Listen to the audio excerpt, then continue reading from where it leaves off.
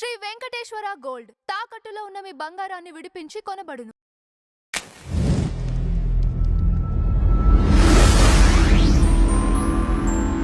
Sir నమస్కారం. నమస్తే అండి. సార్, సీనియర్ జర్నలిస్ట్ మోతి గారి పైన సస్పెన్షన్ వేయటం అందరికీ తెలిసిన విషయమే. అయితే ఆ సస్పెన్షన్ని ఇంకా పొడిగించాలని, అలానే పర్మనెంట్గా ఆయన్ని సస్పెండ్ చేయాలని కోరుతూ డైరెక్టర్స్ అసోసియేషన్ లేఖ రాయటం, ఇదంతా పాసిబులే అంటారా? ఎందువల్ల వాళ్ళంత గట్టిగా ఆయన్ని సస్పెండ్ చేయాలని 3 నెలలు సస్పెండ్ చేస్తూ వాళ్ళు ఒక నిర్ణయం తీసుకున్నారు. ఓకే, తీసుకున్నారు. అయితే గతంలో కూడా 6 నెలలు సస్పెండ్ చేస్తూ ఒక నిర్ణయం తీసుకుని దాన్ని మళ్ళీ కాదనుకుని వెంటనే సభ్యత్వాన్ని రివోక్ చేయటం అనేది జరిగింది అప్పుడు. కాబట్టి ఇప్పుడు కూడా అలాంటిదే జరుగుతుందేమో అనే ఉద్దేశంతో వీళ్ళు శాశ్వతంగా అతన్ని ఆ అసోసియేషన్ నుంచి తొలగించాలి అని కోరుతూ ఒక లెటర్ రాశారు. దర్శకుల సంఘం వైపు నుంచి ఫిలిం జర్నలిస్ట్ అసోసియేషన్కి ఒక లెటర్ చేరింది. ఆ చేరిన దానిలో శాశ్వతం అనేటువంటి మాట వాడారు వాళ్ళు. పర్మనెంట్గా అతన్ని అవాయిడ్ చేయటం మంచిది అని. అంటే వ్యక్తిగత ప్రయోజనాల కోసం జర్నలిజాన్ని వాడుకుంటున్నాడు ఆయన అనేది వీళ్ళ ప్రధాన ఆరోపణ. వ్యక్తిగత ప్రయోజనాలు అంటే జనరల్గా ఒక ప్రచారం కోసమే వాడుతున్నారు ఆయన్ని కూడా. అంటే సినిమా ప్రమోషన్లో భాగంగానే నేను ఉన్నాను అని ఆయన అనుకుంటున్నాడు. అనుకుని దాన్ని ఆ మేరకు నేను వాళ్ళకి ప్రయోజనం కలిగిస్తున్నప్పుడు నాకు కూడా ప్రయోజనం కలగాలి కదా అన్న పద్ధతిలో అప్రోచ్ అయి ఉండొచ్చు ఆయన. ఈ అప్రోచ్ అవటం అనేది వాళ్ళు మనకి పాత సామెత ఒకటి ఉంది, తోటకూర నాడే చెబితే పోయేది కదా అని. అలా ప్రారంభంలోనే అవాయిడ్ చేస్తుంటే ఆయన కూడా సర్దుకుని ఉండేవాడేమో, కానీ నడిపించారు. అలాగే నడిచిన తర్వాత ఆయనకు అలవాటైంది ఆ దారి. బాగానే ఉంది కదా అని చెప్పి ఆయన పద్ధతిలో ఆయన అప్రోచ్ అవటము, వీళ్ళకి ఇబ్బందికరంగా మారుతున్న దశలో అసలు అతన్ని శాశ్వతంగా వద్దని చెప్పటం.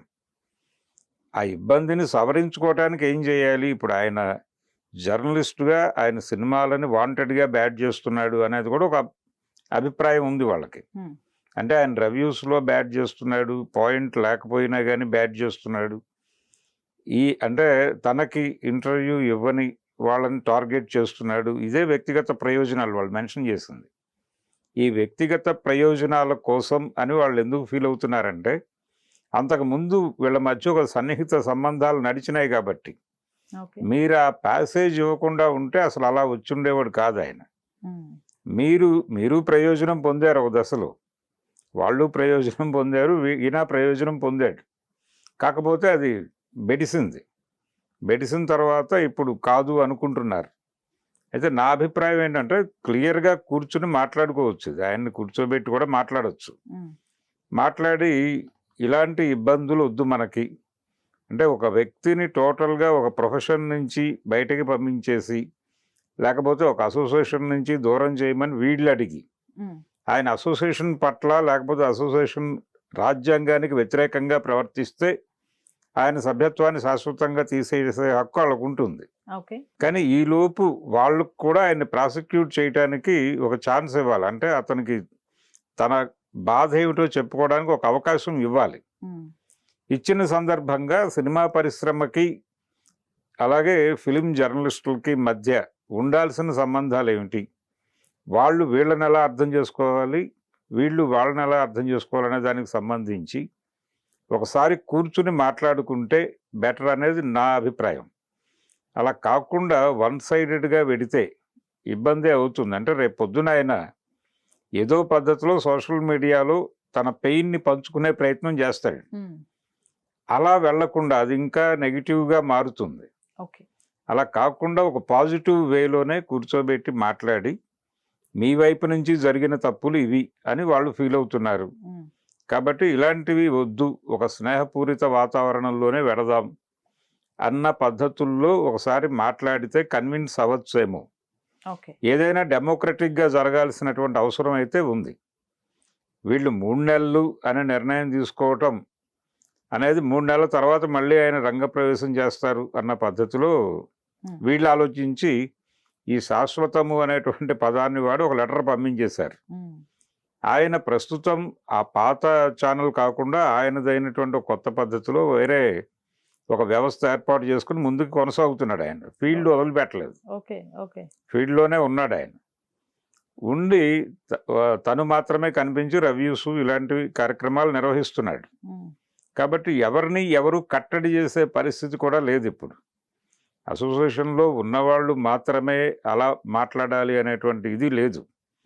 కొంతమంది మెంబర్స్గా ఉన్నారు, లేని వాళ్ళు చాలామంది ఉన్నారు.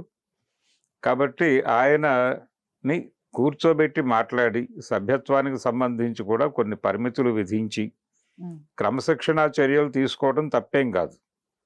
అంటే విస్తృత ప్రయోజనాలకి ఇబ్బందికరంగా మారాడు ఈయన అని కనుక వాళ్ళు సీరియస్గా ఫీల్ అయితే ఒకసారి పిలిచి కూర్చోబెట్టి ప్రాసిక్యూట్ చేయవచ్చు.